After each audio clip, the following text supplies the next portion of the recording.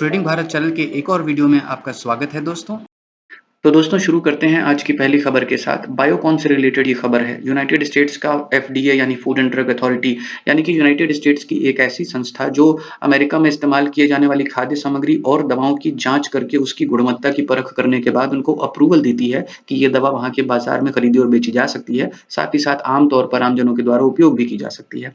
इस अप्रूवल के बगैर यूनाइटेड स्टेट्स में कोई भी दवा या खाद्य सामग्री नहीं बेची जा सकती है। इस कंपनी ने यानी इस संस्था ने यूएस एफडीए ने बायोकॉन की मलेशिया की यूनिट में बनने वाली किसी दवा में कोई इर्रेगुलरिटी की आशंका की वजह से जांच शुरू कर दी है। इसकी वजह से दोस्तों आज के दिन बायोकॉन के स्टॉक्स में हमें से 6% के आसपास की गिरावट दिखाई देती है, 6 सवा 6% की, और काफ़ी बड़ी गिरावट ये पिछले 3 महीने में अगर देखा जाए तो आज के एक दिन में देखने को मिली है। क्या दोस्तों इससे अभी कोई बहुत बड़ा खतरा आ गया है? नहीं दोस्तों, फार्मास्यूटिकल्स और दवा बनाने वाली कंपनियों के लिए आम बात है, उन पर अक्सर ही जाँच किसी न किसी तरह की होती रहती है। कई तरह की देशों की जो फूड एंड ड्रग अथॉरिटीज़ हैं, वो जाँच करती रहती हैं और ऐसी ही एक जाँच इनके साथ भी हो रही है। हालाँकि मार्केट के नेगेटिव सेंटिमेंट के कारण कह लें या फिर किसी और वजह से इनके स्टॉक्स में आज के दिन बहुत ही बड़ी गिरावट हमें देखने को मिली है। तो क्या इस गिरावट में कोई मौका है? चलिए देख लेते हैं लाइव चार्ट पे। तो बायोकॉन के लाइव चार्ट पे हम आ चुके हैं दोस्तों और हम देख सकते हैं कि पिछले 1 साल के हिसाब से अगर देखा जाए तो जून और जुलाई के सपोर्ट के आस-पास फिलहाल इनका बायोकॉन का स्टॉक हमें दिखाई दे रहा है। 236-37 आज इसने गिरते-गिरते टच भी कर लिया था। तो इस स्टॉक ने आज अपना सपोर्ट एक आस-पास टच करके उसके आस-पास ही फिलहाल क्लोजिंग दी है ₹239 पर। तो अगर इन्वेस्टिंग के मौकों के हिसाब से देखा जाए दोस्तों तो यहाँ पे डेफिनिटली एक हल्का-सा इन्वेस्टिंग का मौका दिखाई देता है क्योंकि स्टॉक अपने सपोर्ट के आस-पास आ गया है। अगर पहले से किसी ने इन्वेस्ट कर रखा था और उसने प्रॉफिट नहीं बुक किया है तो दोस्तों यहाँ पर उसको अभी फिलहाल वेट करना चाहिए क्योंकि अब तो मौका निकल गया है प्रॉफिट बुक करने का। लेकिन अगर कोई सेफ इन्वेस्टर हो और वो जगह देखना चाह रहा है कि कहाँ पर बिल्कुल सेफली अगर इस कंपनी में जगह बनती है तो वो ₹220 के स्टॉक पे आने का वेट कर सकता है। तो ये कोई बाय एंड सेल रिकमेंडेशन नहीं है, मैं सिर्फ एजुकेशनल पर्पज़ के लिए आपको जानकारी देता रहता हूँ। ट्रेडिंग भारत आपके किसी भी ट्रेड के लिए कोई ज़िम्मेदारी नहीं लेता है। अगली खबर दोस्तों चाइना से संबंधित है। चाइना का जीडीपी हमारे सामने आ चुका है। चाइना ने अपनी जीडीपी में थोड़ी बहुत बढ़त तो दिखाई है। फिलहाल इसमें क्वार्टर 3 से कन्फ्यूज़ मत होइएगा। यहाँ लिखा हुआ है क्वार्टर 3, तो क्वार्टर 3 इसलिए लिखा हुआ है क्योंकि चाइना का जो फाइनेंशियल ईयर है, वो कैलेंडर ईयर के साथ ही चलता है, यानी जनवरी से दिसंबर उनका फाइनेंशियल ईयर होता है। भारत में ये फाइनेंशियल ईयर 1 अप्रैल से लेकर के 31 मार्च तक का होता है, लेकिन चाइना में ये 1 जनवरी से 31 दिसंबर का होता है। तो इसके हिसाब से चाइना के 3rd क्वार्टर सितंबर में क्लोज़ हो चुके हैं, इस वजह से ये क्वार्टर 3 लिखा हुआ है। चाइना की जीडीपी में दोस्तों एस्टिमेट्स जो थे वो 4.5% के थे, जिसको बीट करते हुए चाइना ने जीडीपी में 4.9% बना के दिखाए हैं। साथ ही साथ अगर हम इंडस्ट्रियल आउटपुट की बात करें तो एस्टिमेट्स थे 4.4% की बढ़त के, जबकि एक्चुअल बढ़त जो इंडस्ट्रियल आउटपुट में देखने को मिली है वो है 4.5% की, यानी कि इसमें भी इंडस्ट्रियल आउटपुट की बढ़त में भी चाइना ने एस्टिमेट्स को बीट किया है। साथ ही साथ हम देख सकते हैं कि जो रिटेल सेल्स हैं सितंबर की, उसमें भी चाइना ने अपने एस्टिमेट्स को बीट किया है। 4.9% की ग्रोथ की एस्टिमेट थी, जिसको बीट करते हुए 5.5% की बढ़त चाइना के रिटेल सेल्स में हमें देखने को मिली है। इस खबर का दोस्तों डायरेक्टली भारत के बाजार पे कोई खास असर पड़ेगा या नहीं, ये तो एक अलग बात है, लेकिन क्योंकि चाइना भारत के साथ कॉम्पिटिशन में सबसे पहले नंबर पे देखा जा रहा है फिलहाल अगर वैश्विक इकोनॉमी के तौर पे देखा जाए तो इसलिए ये खबर कुछ लोगों के लिए काम की हो सकती है। फिलहाल चलते हैं अगली खबर की तरफ। अगली खबर में दोस्तों बंधन बैंक के भी क्वार्टर 2 के रिजल्ट्स हमारे सामने आ चुके हैं। अगर हम पिछले साल के इसी क्वार्टर से तुलना करें तो इस क्वार्टर में कंपनी ने 244% की बढ़त ईयर ऑन ईयर बेसिस में हमें करके दिखाई है दोस्तों। और साथ ही साथ ये भी इस रिपोर्ट में बताया गया है कि प्रोविजंस में क्वार्टर ऑन क्वार्टर बेसिस में कुछ बढ़त देखने को हमें मिली है। अगर हम डिटेल में देखें दोस्तों तो पिछले साल के इसी क्वार्टर में कंपनी ने 209 करोड़ रुपए का प्रॉफिट कमाया था, जो कि इस साल बढ़ के 721 करोड़ रुपए हो चुका है। तो यही 244% की बढ़त हमें यहाँ पर दिखाई दे रही है। साथ ही साथ हम देखें दोस्तों अगर एनपीए की बात करते हैं तो ग्रॉस एनपीए कंपनी का पिछले साल के इसी क्वार्टर में 6,854 करोड़ रुपए था, जो कि इस साल बढ़ के 7,874 करोड़ रुपए चुका है। यानी एनपीए में हमें काफ़ी बड़ी एक बढ़त देखने को मिल रही है 14.8% के आसपास की, तो एक लंबी बढ़त देखने को मिल रही है। फिलहाल चलिए देखते हैं डिटेल में क्या-क्या बातें हमें इस रिपोर्ट में देखने को मिलती हैं। तो दोस्तों डेटा को एक्सेल शीट पे प्लांट करने के बाद हम देख सकते हैं कि बंधन बैंक की नेट इंटरेस्ट इनकम्स जो कि इस क्वार्टर में रही वो 2,433 करोड़ रुपए की रही, जबकि पिछले क्वार्टर में यही नेट इंटरेस्ट इनकम 1,873 करोड़ रुपए की थी। तो अगर हम पिछले क्वार्टर से कंपेयर करें तो 29.68% की बढ़त हमें नेट इंटरेस्ट इनकम्स में मिली है, जो कि एक अच्छी बात है। अगर हम पिछले साल के इसी क्वार्टर से यानी सेकंड क्वार्टर से कंपेयर करें तो पिछले साल के सेकंड क्वार्टर में 1,684 करोड़ रुपए का नेट इंटरेस्ट इनकम कंपनी ने कमाया था, जो कि इस साल के इस क्वार्टर में 44% के करीब से बढ़ चुका है। तो ये भी एक पॉजिटिव बात है दोस्तों।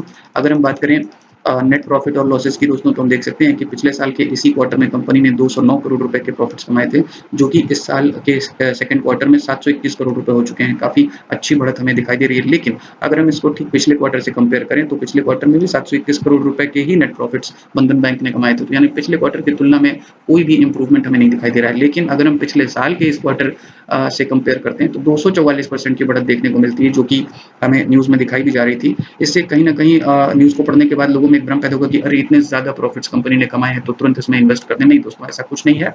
पिछले क्वार्टर में भी उतने ही प्रॉफिट्स हुए थे जितने इस क्वार्टर में हुए हैं। हालाँकि पिछले साल के सितंबर क्वार्टर में किसी वजह से कंपनी के प्रॉफिट्स कम रहे होंगे, वो उस समय की बात है। लेकिन अभी जो ग्रोथ की कंसिस्टेंसी हमें चाहिए वो यहाँ पे नहीं दिखाई दे रही है। तो फिलहाल इसकी वजह से इस 244 के फिगर को देख के अगर कोई तुरंत इसमें पैसा लगाने चला जा रहा है तो ये कहीं न कहीं एक मूर्खता की बात होगी दोस्तों।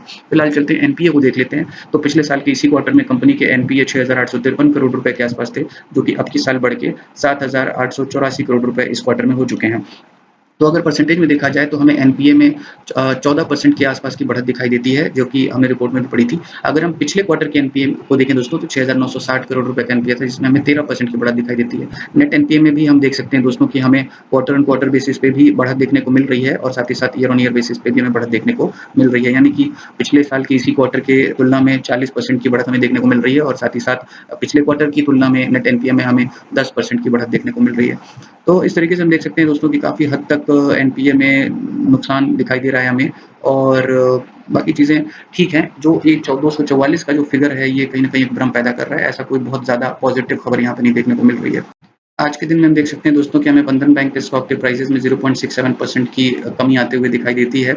जबकि अगर हम 1 महीने के चार्ट में देखें दोस्तों तो 1 महीने में स्टॉक में 4.5% की गिरावट देखने को मिल रही है। साथ ही साथ 1 साल में 12% की गिरावट देखने को मिल रही है और 5 साल में भी दोस्तों ये स्टॉक नेगेटिव ही परफॉर्म करता हुआ दिखाई दे रहा है। इसने अपने इन्वेस्टर्स को कुछ भी कमा के नहीं दिया, इनफैक्ट 47% के लॉस में चल रहा है। तो कहीं भी अगर देखा जाए तो कोई पॉजिटिवनेस ऐसी दिखाई नहीं दे रही जितनी न्यूज़ में सुनाई जा रही थी। 244% का एक फिगर सिर्फ एक भ्रम पैदा कर रहा है दोस्तों। यहाँ पे फिलहाल इस खबर का कोई ऐसा इन्वेस्टिंग की अपॉर्चुनिटीज़ के हिसाब से अगर देखा जाए तो कोई भी महत्व नहीं बनता है।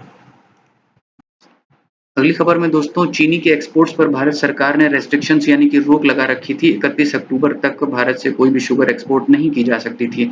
इस रोक को भारत सरकार ने फिलहाल 31 अक्टूबर के बाद भी आगे तक बढ़ा दिया है और ये कहा है कि जब तक अगली नोटिस नहीं आ जाती यानी अगले आदेश नहीं आ जाते हैं तब तक के लिए फिलहाल शुगर के एक्सपोर्ट्स प्रतिबंधित रहेंगे। अगली खबर में दोस्तों जेपी शाहाबाद सीमेंट प्लांट को खरीदने की तैयारी कर रहे हैं अडानी ग्रुप्स। उनका डिस्कशन फिलहाल जयप्रकाश के साथ चल रहा है। अगर ये डिस्कशन कंप्लीट हो जाता है और ये डील पूरी हो जाती है तो JP Shahabad cement Adani group के हाथ चला जाएगा और साथ ही साथ इस प्लांट की टोटल कैपेसिटी हम देख लेते हैं दोस्तों 1.2 मिलियन टन की है। इनके एसेट्स में 60 मेगावाट का एक कैप्टिव पावर प्लांट भी साथ में मौजूद रहेगा। अगर ये डील पूरी होती है तो ये प्लांट भी अडानी को मिल जाएगा इस डील के पूरा होने के बाद। इसी खबर से जुड़ी हुई खबर ये भी है कि डालमिया सीमेंट भारत भी फिलहाल जेपी के क्लिंकर सीमेंट और पावर प्लांट्स को 5,666 करोड़ रुपए में खरीदने के लिए तैयार हैं। अब ये डील किसके हाथ में जाएगी, डालमिया भारत के हाथ में जाएगी या फिर अडानी ग्रुप्स के हाथ में जाएगी, ये देखने वाली बात होगी। अगली खबर में दोस्तों केंद्र कर्मचारियों यानी सेंट्रल गवर्नमेंट के एम्प्लॉइज के महंगाई भत्ते को बढ़ाने के फैसले पर कैबिनेट ने मुहर लगा दी है। इनका डियरनेस अलाउंस यानी महंगाई भत्ता 46% से बढ़ा दिया जाएगा, जो कि पहले 42% हुआ करता था। इससे दोस्तों केंद्रीय कर्मचारियों की तनख्वाह में कुछ बढ़त देखने को मिल सकती है।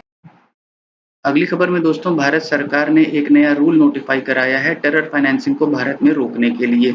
ये रूल क्या कहता है दोस्तों कि अगर किसी भी तरह के इंटरनेशनल ट्रांजैक्शन यानी भारत से विदेश में अगर पैसा भेजा जाए या विदेश से भारत में पैसा मंगाया जाए, दोनों ही हालत में अगर 50,000 रुपए से ज्यादा की रकम का लेन देन होता है तो उसकी स्क्रूटनी की जाएगी यानी कि पूरी जांच की जाएगी कि किस वजह से किसने किसको ये पैसे भेजे हैं या मंगवाए हैं। अगर इस पैसे का लेन देन करने वाले क्लाइंट्स अपने पर्पस को ठीक से साबित नहीं कर पाते हैं तो उनके ऊपर कार्रवाई भी हो सकती है। इस वीडियो में फिलहाल इतना ही दोस्तों, मिलते हैं आज की दूसरी खबरों के साथ अगले वीडियो में। तब तक के लिए धन्यवाद।